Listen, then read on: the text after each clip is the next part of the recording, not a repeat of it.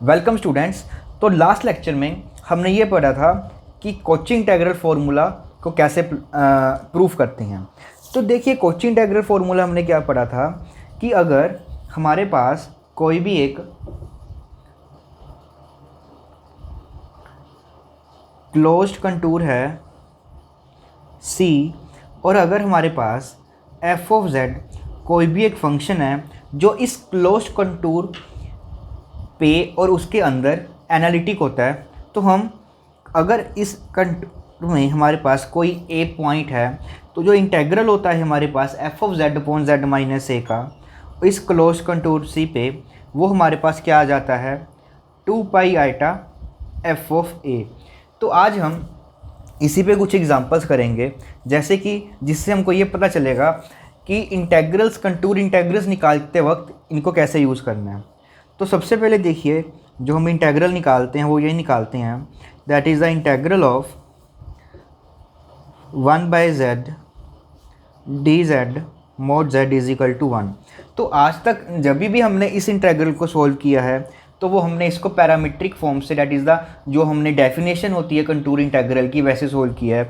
तो आज हम इसको कॉची इंटेग्रल फार्मूला से सोल्व करेंगे। तो देखिए, जो हमें कर्व दी गई है वो mod z is equal to 1 दी गई है। तो देखिए, यहाँ से हमारे पास ये कॉम्प्लेक्स प्लेन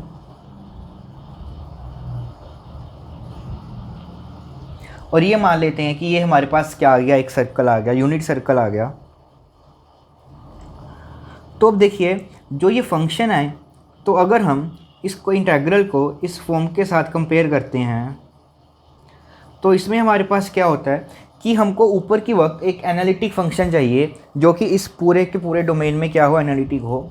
तो वो देखिए, वो यहाँ और नीचे एक पॉइंट चाहिए जो इस कर्व के अंदर होता है।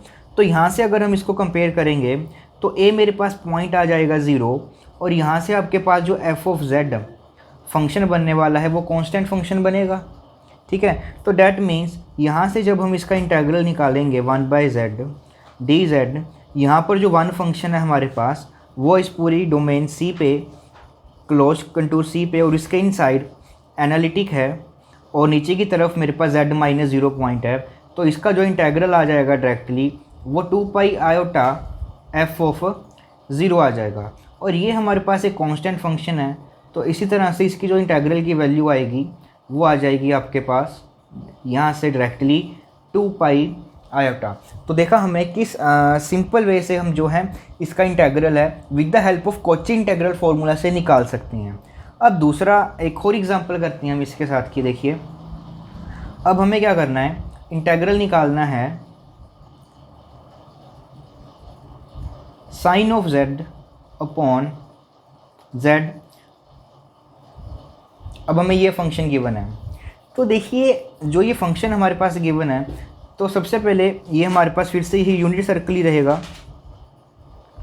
तो यहाँ से देखिए, अब की बार जो f ऑफ z हमें एक एनालिटिक फंक्शन चाहिए जो इस डोमेन में क्या हो, एनालिटिक हो, और वो हमारे पास क्या है, साइन z। और z इज इक्वल टू 0 पे ये फंक्शन जो एनालिटिक नहीं है तो वो हमारे पास इनसाइड लाई कर रहा है। तो इसका जो इंटीग्रल आ जाएगा हमारे पास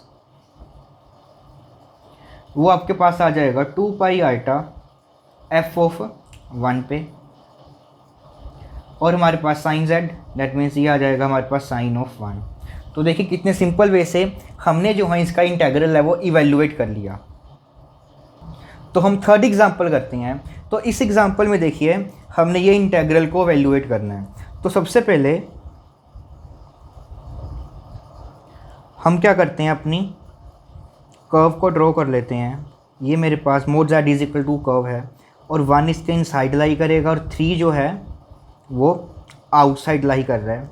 तो देखिए, सबसे पहले अगर हम इसको, हमें एक एनालिटिक फंक्शन चाहिए जो क्या हो, इस डोमेन में एनालिटिक हो, ओके। तो यहाँ से अगर हम देखेंगे तो अब की बार ये z-1 ये पॉइंट इस वजह के कारण वो एनालिटिक नहीं है इस डोमेन में। अगर हम इसको छोड़ दें तो उसके अलावा देखिए, अगर हम ये वाला फंक्शन ले लें इसको छोड़कर, that is f of z। अब की बार जो फंक्शन अगर हम ये लें, कंसीडर करें, ओके, तो f ऑफ z अगर हम ये फंक्शन लेते हैं तो ये फंक्शन इस पूरी की पूरी डोमेन में हमारे पास क्या रहेगा, एनालिटिक फंक्शन रहेगा। ओके, तो इसका इंटीग्रल देखिए कैसे आएगा। तो यहाँ से अगर हम कंपेयर करेंगे तो F of Z upon Z minus 3 का जो इंटीग्रल रहेगा हमारे पास वो आ जाएगा आपके पास 2 पाई आइटा एफ ऑफ 3। तो अब की बार हमारे पास इसमें हम 3 पुट करेंगे, सॉरी जेड माइनस 3, यहाँ पर हमको z माइनस 1 आएगा, है ना। तो ये आ जाएगा F of 1 that is 1 over 1 minus 3।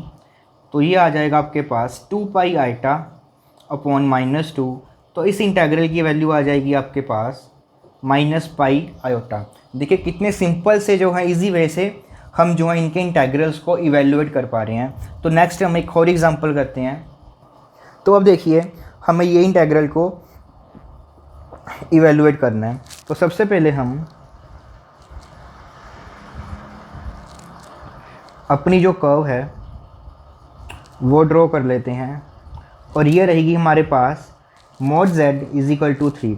But अब की बार क्या हुआ कि इसमें हमारे पास क्या आ गया, इसके इनसाइड 2 पॉइंट्स आ गए और 2 पॉइंट्स पे जो वो हमारे पास फंक्शन है वो एनालिटिक नहीं है। ओके, तो अब की बार हम क्या करेंगे, अब देखिए इसका इंटीग्रल किस तरह से वैल्यूएट करेंगे। तो हमने ये पढ़ा था जो हमारी कॉची थ्योरम थी वो मल्टीपल कनेक्टेड डोमेन के लिए, कि अगर हम इस कर्व्ड सी के लॉन्ग इंटीग्रल निकाल रहे हैं तो वो किसके इक्वल हो जाता है। अगर हम इसके राउंड क्या ले लें, क्लोज्ड कर्व, ये मान लेते हैं C1 और इसे मान लेते हैं C2। तो मल्टीपल कनेक्टेड डोमेन के लिए जो हम थ्योरम अप्लाई करेंगे तो जो ये इंटीग्रल है मेरे पास वो किसके इक्वल हो जाएगा, along the curve C1 upon 1 over z minus 1 z minus 2 plus integral over C2 हो जाएगा that is 1 over z minus 1 and z minus 2। तो ये इंटीग्रल मेरे पास इस तरह से बन जाएगा। तो अब देखिए अगर मैं C1 कर्व की ओर देखता हूँ तो जो ये फंक्शन z माइनस 1 यहाँ पर 1 पड़ा है जिसके कारण वो फंक्शन एनालिटिक नहीं है। इसके अलावा जो ये फंक्शन होगा ये फंक्शन एनालिटिक हो जाएगा। तो डैट मीन्स अब की बार इसकी वैल्यू आ जाएगी हमारे पास 2 पाई iota F of 2, F of 1 आ जाएगा यहाँ पे। सबसे पहले हम इसका फंक्शन लेते हैं। अब देखिए सबसे पहले हमको इसमें एक फंक्शन ले लेते हैं जो एनालिटिक होगा। तो इसके लिए जो फंक्शन हम ले लेते हैं वो ले लेते हैं 1 ओवर z माइनस 2। जो ये फंक्शन है वो इस डोमेन में एनालिटिक रहेगा। और अगर हम इस इंटीग्रल की C2 पे देखेंगे तो 2 के कारण आ रहा है, तो इसमें हमारे पास 1 ओवर z माइनस 1 जो है फंक्शन है वो एनालिटिक हो जाएगा। तो अब इसका इंटीग्रल जो होगा वो हो जाएगा आपके पास 2 पाई आइटा, यहाँ पर जो a की वैल्यू है पॉइंट हमारे पास 1 है वो आ जाएगा हमारे पास f ऑफ 1 प्लस, और इसका इंटीग्रल आ जाएगा 2 पाई आइटा। अब यहाँ पे जो पॉइंट है वो 2 है, यहाँ पर आ जाएगा आपके पास g ऑफ 2। तो that means 2 pi iota f of 1 आ जाएगा that is 1 minus 2 plus 2 pi iota that is 2 minus 1। तो ये बन जाएगा आपके पास 2 पाई आयोटा माइनस 1 प्लस 2 पाई आयोटा 1। तो डैट मीन्स इसका इंटीग्रल क्या आ जाएगा आपके पास, एक तरह से 0 आ जाएगा। ओके, तो होप सो आप सभी को कैसे हमने कॉची थ्योरम को अप्लाई करना है, जहाँ पर अगर फंक्शन एनालिटिक हो जाता है उस डोमेन में तो उसका हम निकाल सकते हैं इंटीग्रल, वो डायरेक्टली 0 आ जाता है। उसके बाद हमने मल्टीपल कनेक्टेड पे किया था कि मल्टीपल कनेक्टेड डोमेन पे इंटीग्रल जो होते हैं वो इस तरह से हम उनको ब्रेक कर इंडिविजुअली जो कर्व्ड होंगी उन पे निकाल सकते हैं। और उसके बाद हमने कॉची इंटीग्रल फार्मूला सीखा जिसकी हेल्प से हम ये इंटीग्रल्स हैं वो इवेल्युएट कर सकते हैं। ओके।